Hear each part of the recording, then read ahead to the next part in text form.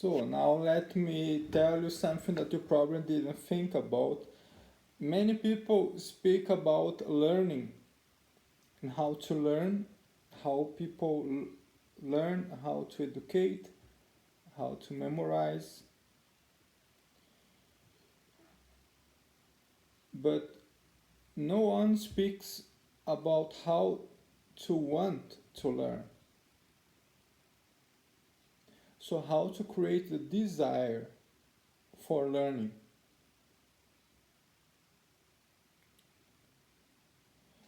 So, if you don't have the desire and the wish to learn, I can almost guarantee that any attempt of learning will fail. So it is the desire, it is the wish, it is the love for learning something, and perhaps even more than this, the need for learning something. This is what will guarantee that you learn something. So, for example, you need to learn how to cook, otherwise you get hungry. When do people learn how to cook?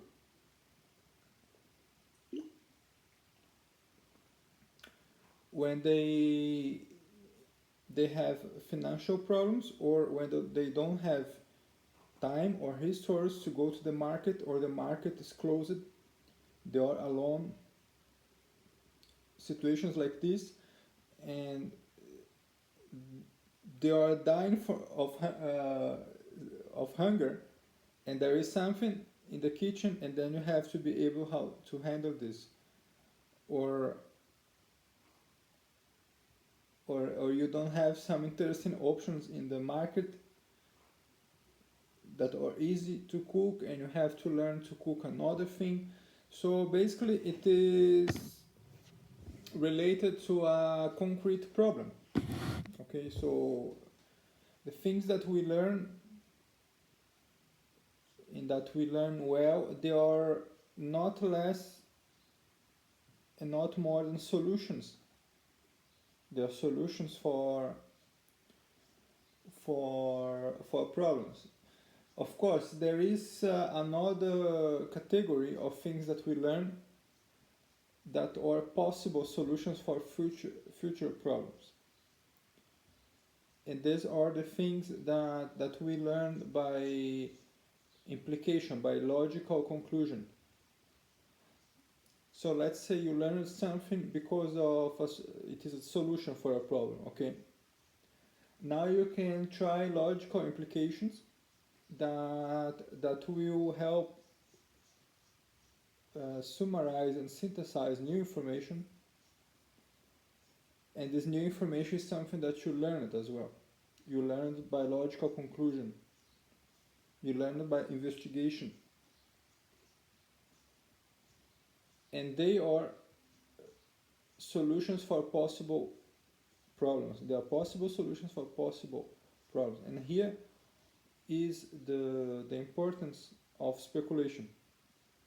Exactly here. So this is speculative thinking.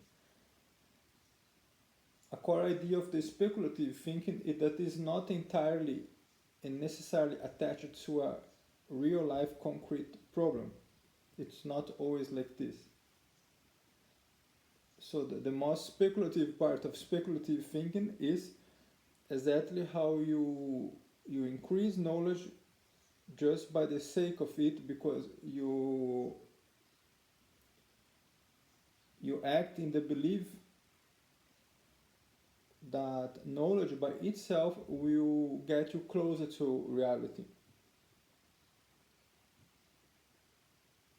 Now, behind everything that you do in the topic of learning, and before we have all these discussions that I mentioned now, the core idea is how to make someone wish and need to learn. Okay, how to create the wish, how to create the need, and the desire for the desire for learning and for knowing more.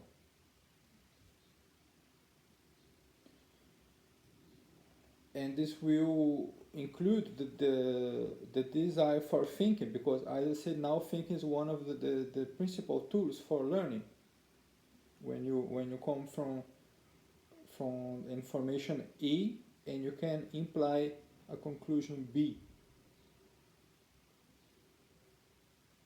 So what is behind the wish to learn, the need for reading books, the need for going to source?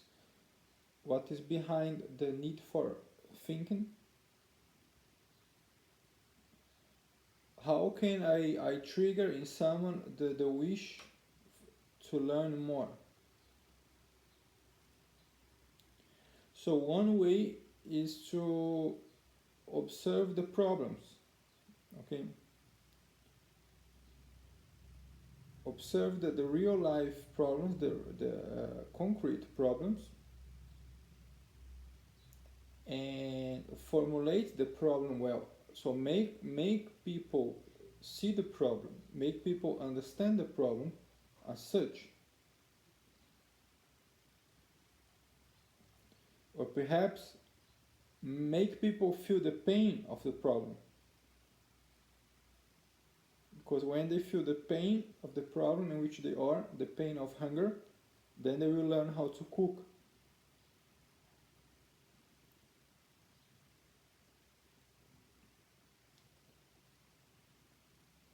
This is one way. So to point out the problems, to formulate the problem in the most clear manner. Hey, you have a problem with this. What are you going to do?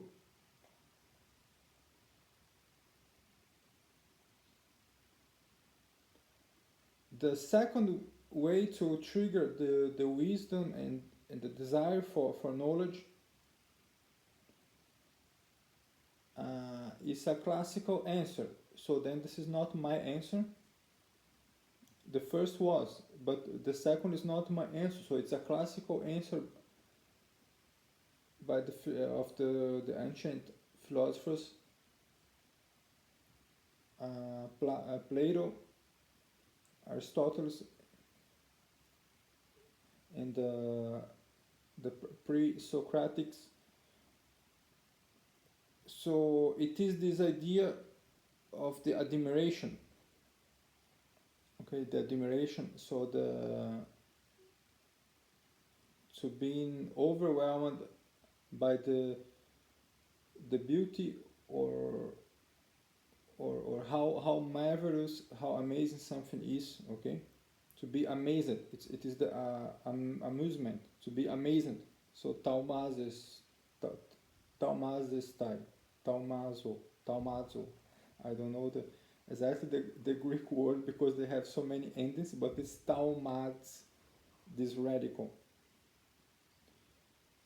So the quality of being deeply impressed by something. They easy to say that this is the beginning of philosophy.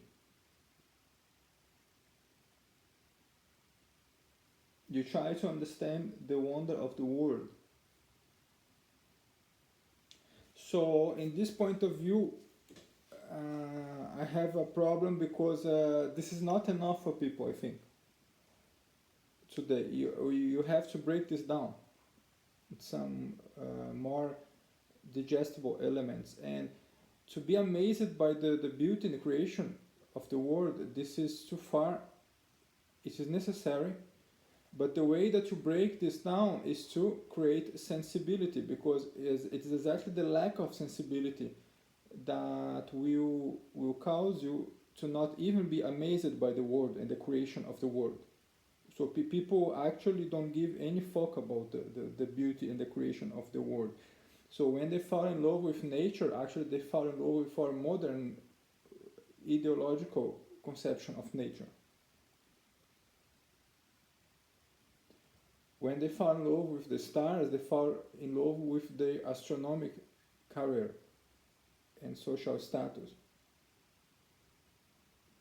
and so on. So it is hard to find someone that has a deep amusement by the fact that the world exists as such and in the order that it exists as such, okay? Someone who gets affected by the world and reality in this matter has already sensibility, and then this person will be more likely to be curious. Now, the majority of people, and this is the people that should be in our eyes, not the people who can do the things, but the people who can't. The majority of people, they don't have the minimum sensibility acceptable, okay, as a human being nowadays. So first you should increase their sensibility, and here is the huge role played by arts and principally by music. Here's one of the core functions of music.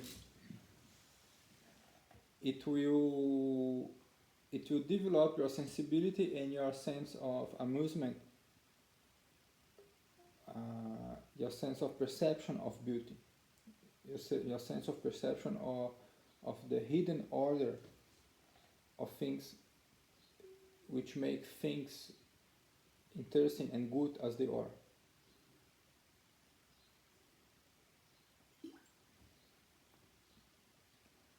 So the first thing is to observe the problems and to create an awareness of problems, and the second thing is to create the conditions to develop your sensibility, and then this sensibility will go towards the full admiration and the full amusement of the things, and ideally in the perception of the sublime order in which things appears and exist and happen, and this will create a sense of respect and wanting to know more about the universe, in whatever the kind of way, in a philosophical way or in a more specific scientific way or in the ways of general knowledge, political knowledge, whatever. So these are the two conditions to create the sense of need for reason and for knowledge. So this is how to trigger the true and philosophically founded curiosity. So without this essential curiosity in the core of who is learning, any discussion about learning, pedagogic, didactic is a waste of time. And most interesting,